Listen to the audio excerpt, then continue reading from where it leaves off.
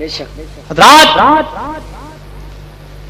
تو اللہ تعالیٰ چاہتا تو یا احمد کہہ کے پکار لیتا، اس کے لیے کوئی بڑی بات نہیں تھی، یا محمد کہہ کے پکارتا کوئی حرج نہ تھا، مگر اس نے اپنے بندوں کو ادب سکھایا ہے کہ دیکھو میرے بندوں، سبحان اللہ سبحان اللہ، میں اپنے محبوب کو کس پیارے انداز میں پکار رہا ہوں، اور نبیوں کو میں نے ان کے ذاتی نام کے ساتھ پکارا، مگر مصطفیٰ کو میں نے اپنے مصطفیٰ کو ذاتی نام کے ساتھ یا احمد کہہ کے نہیں پکارا، یا محمد کہہ کے نہیں پکارا، بلکہ پکارا تو کس شان سے پکارا، قرآن پاک یاسین والقرآن الحکیم انک لمن المرسلین،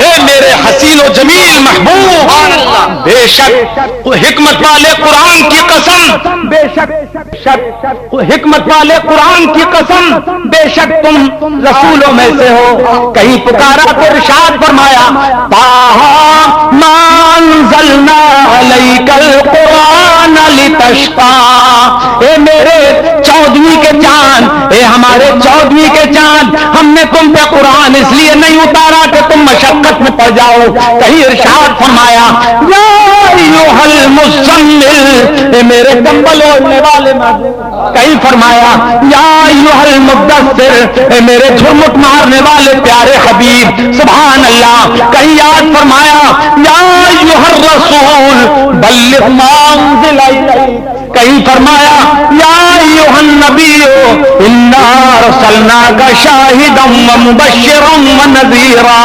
وداعیا الی اللہ باذنہ وسراجا منیرا، تو دیکھو اللہ پاک نے کہیں یا ایھا الرسول کہہ کے پکارا، کہیں یا ایھا المدثر کہہ کے پکارا، کہیں یا ایھا المزمل کہہ کے پکارا، کہیں طٰہٰ کہہ کے پکارا، کہیں یاسین کہہ کے پکارا، کہیں یا ایھا النبی کہہ کے پکارا، اس لیے امام الشاعر ارشاد فرماتے ہیں یا آدم استدا بدر انبیاء خطاب، یا آدم استدا بدر انبیاء خطاب، یا ایھا النبی خطاب محمد، سبحان اللہ، اے ایمان والو اللہ سے ڈرو، اللہ سے ڈرو، کیا فرمایا؟ ذرا جملہ دوہراؤ زبان سے، کیا فرمایا؟ اللہ سے ڈرو، اچھا دیکھو اللہ سے ڈرو، اس نے حکم دیا ایمان والوں کو اور فرمایا اس کی طرف وسیلہ تلاش کرو، سبحان اللہ، وابتغوا الیہ الوسیلہ، اس کی طرف وسیلہ تلاش کرو، کس کو حکم دیا؟ زور سے بولو، زور سے بولو، ایمان والوں کو حکم دیا کہ اس کی طرف وسیلہ تلاش کرو، تو بے ایمان کیوں وسیلہ بنائے گا کسی کو؟ حکم دیا ایمان والوں کو، وسیلہ بنائیں گے ایمان والے، بے ایمان کبھی وسیلہ نہیں بنائیں گے، کیوں؟ اس لیے کہ بے ایمانوں کے پاس کوئی وسیلہ ہے ہی نہیں، ان کے اپنے مردے تو مر کے مٹی میں مل گئے، وہ کس کو وسیلہ بنائیں؟ ہاں وسیلہ ہم بنائیں گے کن کو؟ ہمارے بزرگ زندہ ہیں، اپنی قبروں میں آج بھی زندہ ہیں، الا ان اولیاء اللہ لا يموتون بل ينتقلون من دار الى دار، خبردار اللہ کے ولیوں کو جو موت آتی ہے وہ ایک لمحے کے لیے آتی ہے اور اس کے بعد وہ زندہ ہو جاتے ہیں، بلکہ وہ ایک گھر سے دوسرے گھر کی طرف منتقل ہو جاتے ہیں۔ کون کہتا ہے کہ مومن مر گئے؟ کون کہتا ہے کہ مومن مر گئے؟ کون کہتا ہے کہ مومن مر گئے؟ قید سے چھوٹے وہ اپنے گھر گئے، نعرہ تکبیر، نعرہ رسالت۔ حضرات وہابیوں کا عقیدہ ہے کہ ہر مخلوق بڑا ہو یا چھوٹا وہ اللہ کی شان کے آگے چمار سے بھی زیادہ ذلیل ہے. زور سے بولو معاذ اللہ. دیکھو اردو کی میں نے عبارت پڑھی ہے اور تمہاری زبان سے نکلا معاذ اللہ، کیونکہ آپ سب جانتے ہو کہ یہ اردو کا جملہ ہے، آپ سب مطلب سمجھتے ہیں کہ ہر مخلوق بڑا ہو یا چھوٹا وہ اللہ کی شان کے آگے چمار سے بھی زیادہ ذلیل ہے. یہ لکھا، بولو معاذ اللہ. زور سے بولو، زور سے بولو. اس میں اللہ کی مخلوق کی توہین ہے کہ نہیں ہے؟ بولو بولو بولو. بڑی مخلوق کی توہین ہے کہ نہیں ہے؟ اچھا، اب یہ جملہ اس کو بناؤ کبرا اور ایک صغرا میں پیش کروں. وہابی مخلوق ہے، خالق تو نہیں. ارے بولو کوئی وہابی خالق ہے؟ نہیں. بولو سب وہابی مخلوق ہی تو ہیں. وہابی مخلوق ہے ہر وہابی کو، اس لیے کہ شکل اول بدیع الانتاج ہے، اس میں ایجاد صغرا اور کلیت کبرا شرط ہے. تو ہر وہابی مخلوق ہے اور ہر مخلوق اللہ کی شان کے آگے چمار سے بھی زیادہ ذلیل ہے. تو نتیجہ یہ نکلا کہ ہر وہابی اللہ کی شان کے آگے چمار سے بھی زیادہ ذلیل ہے. سبحان اللہ. بولو سبحان اللہ. ٹھیک ہے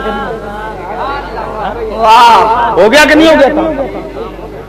جی حضرات انکار کر نہیں سکتے، یہ دونوں کلیے ایسے ہیں کہ جو ہر ایک کو مسلم ہے ان میں، اس لیے کہ کبرا ان کا اپنا مسلمہ اور صغرا واقعیت پر محمول ہے کہ کوئی وہابی خالق نہیں ہے، ہر وہابی مخلوق ہی ہے. اور مخلوق چاہے کوئی بھی ہو وہ چمار سے زیادہ ذلیل ہے ان کے نزدیک، تو وہ اپنے نزدیک چمار سے بھی زیادہ ذلیل ہوئے. یہ ہے گستاخی کی سزا کہ وہ انبیاء اور رسول کی شان میں، انبیاء اور رسول کی شان میں گستاخی کر رہے تھے تو اللہ پاک نے اسی جملے سے ان کو برباد کر دیا. دنیا میں بھی ذلیل ہو گئے، آخرت میں بھی ذلیل ہو گئے. حضرات اب ذرا دیکھو کیا وہ چربی تھی جس کو میں پگھلاؤں گا؟ توجہ ہے؟ غور کر رہے ہیں؟ اچھا کہتا ہے بتوں کے اوپر وہ پھول کی مالا ڈالتے ہیں ہندو، اور یہ بھی پھول کی مالا ڈالتے ہیں. لال رنگ کی چادر وہ بھی ڈالتے ہیں، لال رنگ کی چادر مزار پہ یہ بھی ڈالتے ہیں. تو اہل سنت کو اس نے کس سے ملایا؟ مشرکوں. ملایا کہ نہیں ملایا؟ جی حضرات اگر محض تشبیہ ہی سے ہر چیز میں اگر یکسانیت دیکھ کر ایسا ہی حکم لگا دیا جائے جیسا کہ وہ لگاتے ہیں تو صاحب ہندو پائجامہ پیروں میں پہنتے ہیں. اب غیر مقلدوں کو چاہیے کہ وہ آستینے پیروں میں ڈالیں اور پاجامہ ہاتھوں میں پہنے. کیا کہے ٹھیک ہے کہ نہیں ٹھیک ہے؟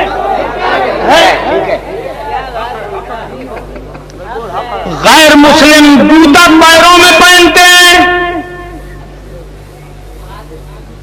غیر مقلدوں کو چاہیے کہ یہ اپنے جوتے سر پہ رکھ کے گھوما کریں، کیونکہ جو کام غیر مسلم کر رہے ہیں یہ نہیں کریں، ان کو نہیں کرنا چاہیے، ورنہ یہ انہی کی طرح مشرک ہو جائیں گے، انہی کی طرح یہ مشرک ہو جائیں گے.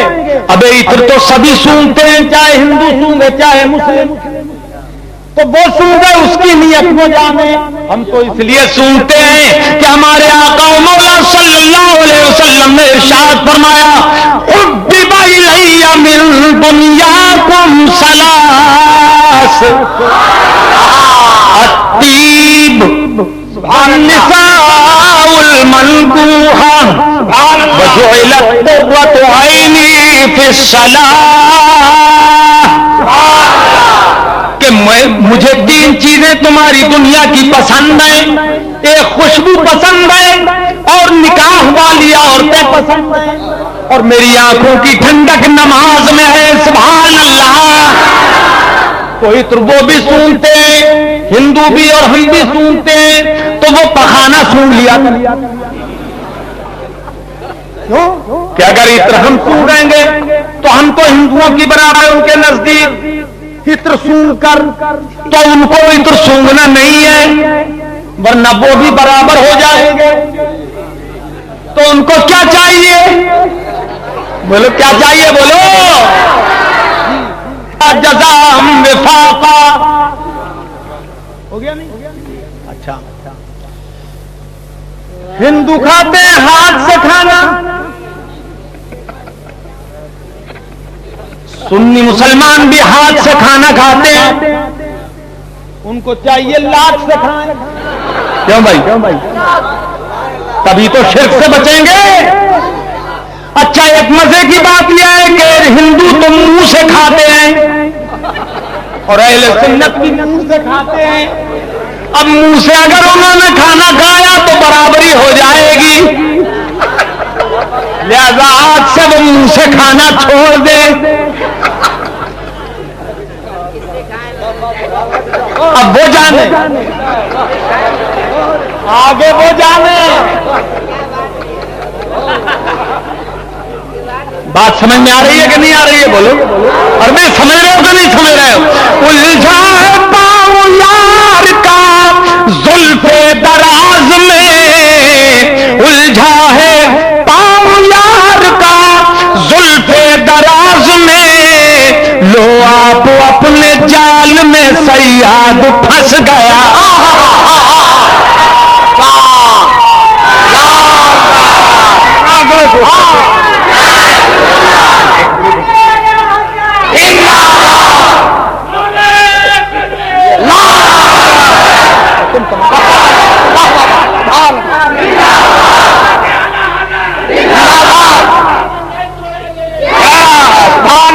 سبحان اللہ۔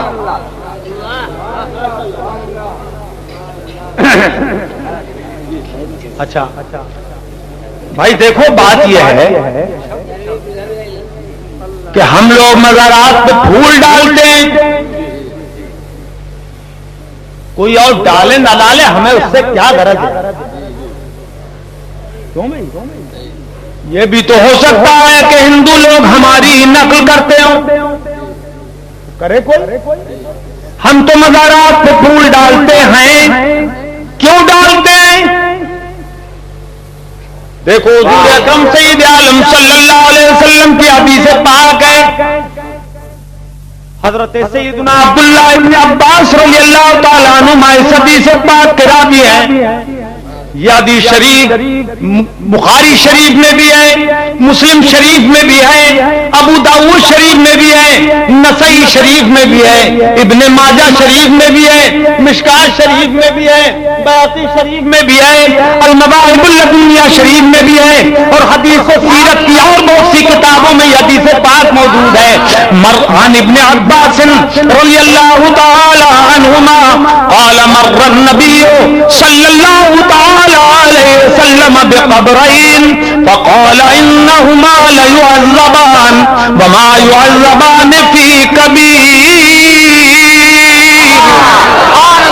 اما احدہما فکان لا يستطيع من البول واما الاخر فکان يمشي بالنميمة ثم اخذ جريدة رطبة فشقها بالنصفين ثم غرز في كل قبر واحدة قالوا لما صنعت يا رسول الله قال لعله أن يخفف عنهما ما لم ييبسا زور سے بولو تو بولو سبحان اللہ، اور زور سے بولو۔ اس نے یہ بھی کہا ہے کہ مجھے فون کر کے بلا لینا، فون کے میں پیسے دے دوں گا، اپنے کرائے سے آ جاؤں گا۔ اس کی اماں نے اگر دودھ پلایا ہو تو آ جائے، اور وہاں بھی کوئی بھی اس کو بلائے اور میرا نام لے کے بلائے، چھٹی کا دودھ یاد نہ آ جائے تو مجھ سے کہنا، بلاؤ اس کو، اور وہ اپنا مذہب ثابت کرنے کے لیے تیار ہو جائے، اور ہمارا مذہب تو الحمدللہ ثابت شدہ ہے۔ سبحان اللہ، سبحان اللہ، اسی کا اظہار ہم اس کے سامنے کر دیں گے۔ ادھر آؤ پیارے ہنر آزمائے، تو تیر آزما ہم جگر آزمائے۔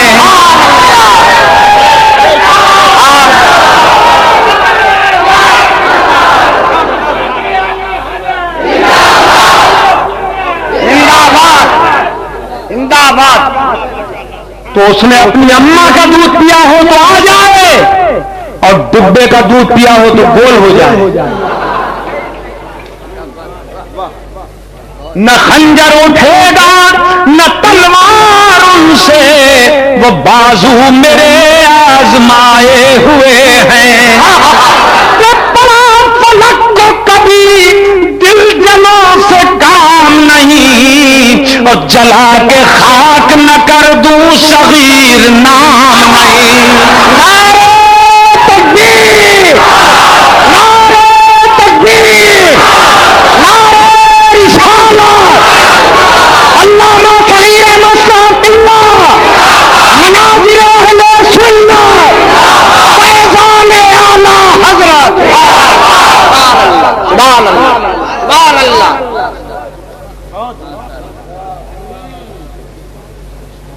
ابھی بتاؤں گا کتنا بڑا جاہل جٹ نپٹ ہے وہ۔ ہاں یہ چربی بھی پگلاؤں گا۔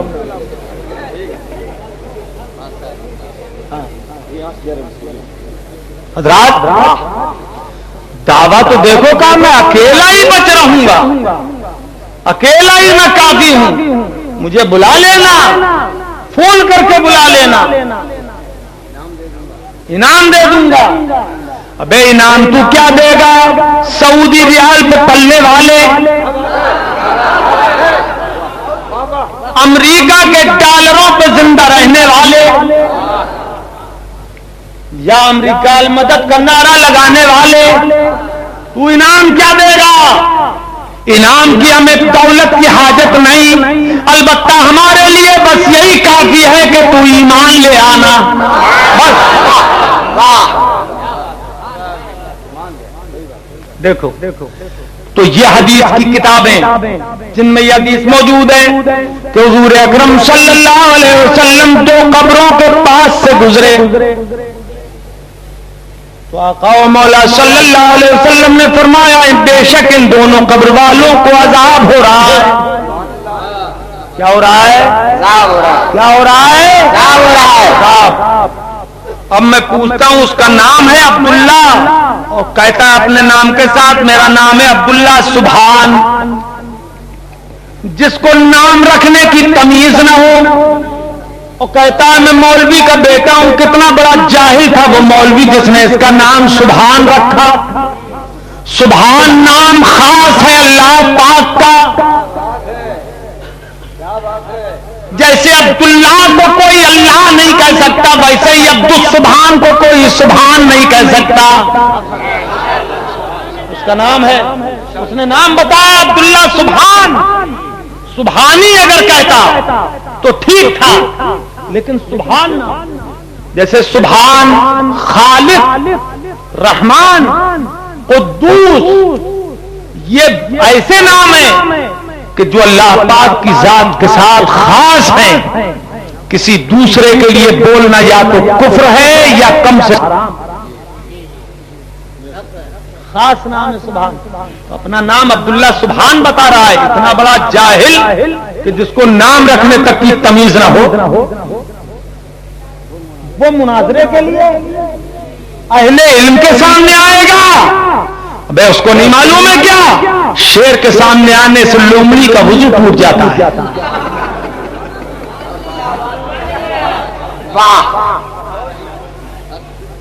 نہیں ٹوٹتا ہے؟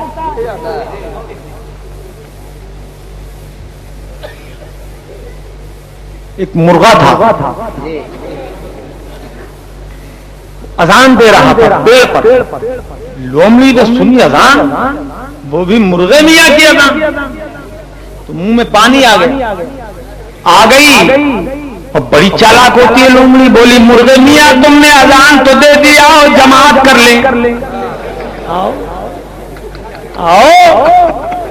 جماعت کر لیں۔ ایسا لگ رہا ہے جماعت میں سے آ رہی ہے، آؤ جماعت کرنا۔ مرغے نے سوچا کہ یہ جماعت کے نام پہ بلا رہی ہے، اذان تو میں پڑھ ہی چکا ہوں اور جماعت ہونا بھی چاہیے اذان کے بعد، لیکن یہ جو بلا رہی ہے تو اس کی نیت میں کھوٹ ہے، تو اس سے بچا کیسے جائے؟ جماعت کے نام پہ جان لینا چاہ رہی، تو تدبیر سوچ ہی رہا تھا کہ چشمے کے کنارے اسے شیر نظر آ گیا، اس نے دیکھ لیا تو کہا بڑی بھی جماعت دو ہی آدمی تو کرنی، دو ہی لوگ تو کر نہیں سکتے، امام صاحب کو بھی تو آنے دیجئے۔ کہا امام کہاں ہے؟ کہا دیکھیے کہ وہ چشمے کے کنارے وضو کر رہے ہیں۔ جب اس نے دیکھا شیر ہے تو یہ چلنے لگی، ادھر کھسکنے لگی، تو مرغے نے کہا کہ بڑی بھی کہاں جا رہی ہیں آپ جماعت چھوڑ کر؟ کہا کہ میرا وضو ٹوٹ گیا، وضو کرنے جا رہے ہیں۔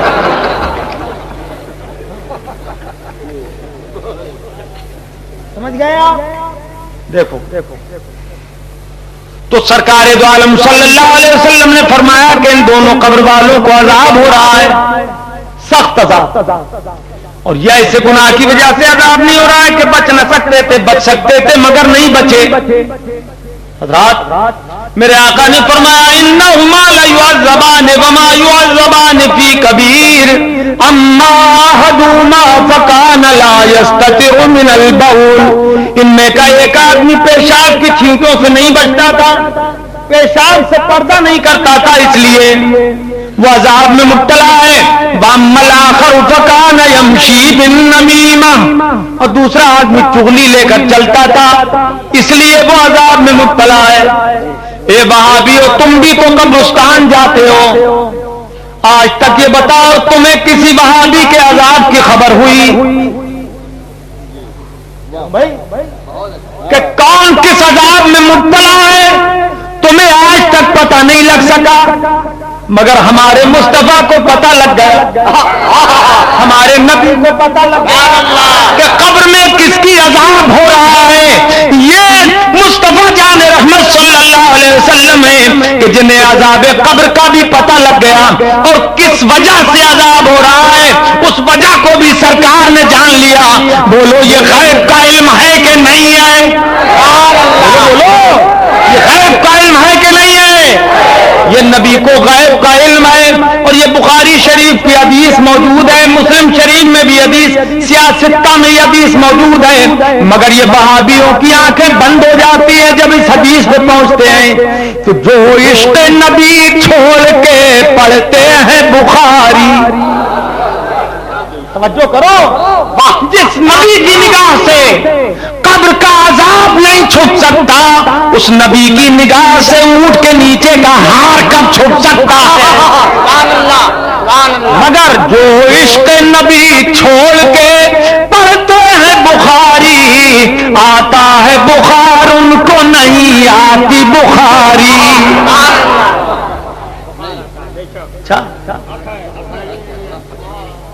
پھر سرکار نے تر شاخ لی، تر کھجور کی ٹہنی لی اور اسے بیچ سے پھاڑ دیا، فشقھا بنصفین، بیچ سے اسے پھاڑ دیا، ثم غرز فی کل قبر واحدہ، اور پھر دونوں قبروں پر سرکار نے ایک ایک شاخ کو گاڑ دیا، اور جب گاڑ دیا صحابہ کرام عرض کرنے لگے آقا و مولا لما صنعتا، آپ نے ایسا کیوں کیا؟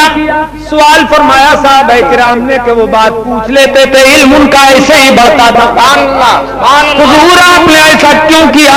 تو ارشاد فرمایا لعلہ ان یخفف عنہما ما لم یبسا، جب تک یہ پر رہے گی شاخیں ان قبر والوں کے عذاب میں کمی ہوتی رہے گی۔ سبحان اللہ، سبحان اللہ، نہیں بولو گے سبحان اللہ؟ سبحان اللہ، اور زور سے بولو سبحان اللہ۔ ان قبر والوں کے عذاب میں کمی ہوتی رہے گی، یہ لعلہ ہے، اس سے کوئی جاہل دھوکہ نہ کھائے کہ صاحب لعلہ ترجیح کے لیے ہے، اس میں شک شبہ ہوتا ہے، اس لیے کہ یہ خدا اور رسول کے کلام کے علاوہ جب اللہ آئے تو شک ہوتا ہے، لیکن جب خدا اور رسول کے کلام میں آئے تو وہ یقین کے معنی میں ہی ہوتا ہے۔ سبحان اللہ، فرمایا کہ ان کے عذاب میں کمی ہوتی رہے گی جب تک یہ لکڑیاں تر رہے گی۔ سبحان اللہ، توجہ ہے تو بولو، یہ لکڑیاں جب تک تر رہے گی عذاب میں تخفیف ہوتی رہے گی، کمی ہوتی رہے گی، تو مطلب یہ ہوا کہ تر شاخ اللہ کا نام لیتی ہے، اللہ کی تصویر بیان کرتی ہے، اس میں جب تک جان رہتی ہے اللہ کا ذکر کرتی رہتی ہے، تو اس کے ذکر کی برکت سے اس میں عذاب میں کمی آتی رہتی ہے۔ تو بولو، جو پھول قبر پہ ڈالے جاتے ہیں یہ تر ہوتے ہیں کہ خشک؟ ارے زور سے بولو، زور سے بولو، ارے زور سے بولو، یہ تر ہوتے ہیں، تو تری بھی ان میں باقی ہے اور خوشبو بھی باقی ہے۔ تو پھول تو بدل جائے اولا، ڈالنے سے قبر والوں کو فائدہ پہنچے گا کہ تری ہے تو عذاب میں تخفیف ہے، اور خوشبو ہے تو اس سے عذاب میں تخفیف ہوگی کہ حضور کو پسند ہے۔ اور خوشبو تو مردے کو چاہیے، قبر کے اندر ایمان والوں کی کھڑکی کھول دی جاتی ہے، جنت کی اس سے خوشبو آتی ہے، فیاتی ہے من روحھا وطیبھا، کہ جنت کا آرام بھی آتا ہے، راحت بھی آتی ہے، اور جنت کی خوشبو بھی قبر والوں ایمان والوں کی قبر میں آتی رہتی ہے۔ سبحان اللہ۔ تو وہ جو اندر سے آتی ہے جنت کی خوشبو وہ مردے کے لیے ہے، اور جو اوپر کی خوشبو یہ پھولوں کی زائرین کی مشام جان کو معطر کرنے کے لیے ہے۔ سبحان اللہ۔ تو دیکھو عام کے عام گٹھلیوں کے نام کہ تری کی وجہ سے عذاب میں تخفیف بھی ہے، اور خوشبو کی وجہ سے ماحول معطر بھی ہے۔ سبحان اللہ۔ مگر یہ خوشبو، یہ پھول کی خوشبو اسی کے لیے مفید ہے جس کا دماغ صحیح ہو۔ پاگل کو نہ خوشبو کا احساس ہوتا ہے نہ اسے خوشبو پسند ہوتی ہے۔ پاخانے کا کیڑا پاخانے ہی سے خوش رہتا ہے، اگر عطر میں اس کو گاڑ دیا جائے تو فوراً مر جائے گا۔ رات تو دیکھو پھول کیوں ڈالے جاتے ہیں اہل سنت کی قبروں پر؟ یہ تو اپنی قسمت کی بات ہے۔ زندوں میں بھی آپ دیکھیں جب بارات ہوتی ہے تو سنیوں کا دولہا شیرے سے سجا ہوتا ہے کہ نہیں؟ ارے بولو میرے بھائی، سنیوں کی بارات جاتی ہے، خرافات تو ہونا نہیں چاہیے، ڈم ڈم ڈھول ڈماکے تو حرام ہے، باجے گاجے تو حرام ہے، سجاؤ پھولوں کا۔ تو سنی کی بارات میں دولہا الگ نظر آتا ہے۔ سبحان اللہ۔ دولہا نظر آتا ہے کہ یہ صاحب دولہا اور یہ بارات ہے، اور ان کے یہاں بھی دولہا چلتا ہے، بارات چلتی ہے، مگر ایسا لگتا ہے جیسے میت نکل رہی ہے، جنازہ جاتا ہے۔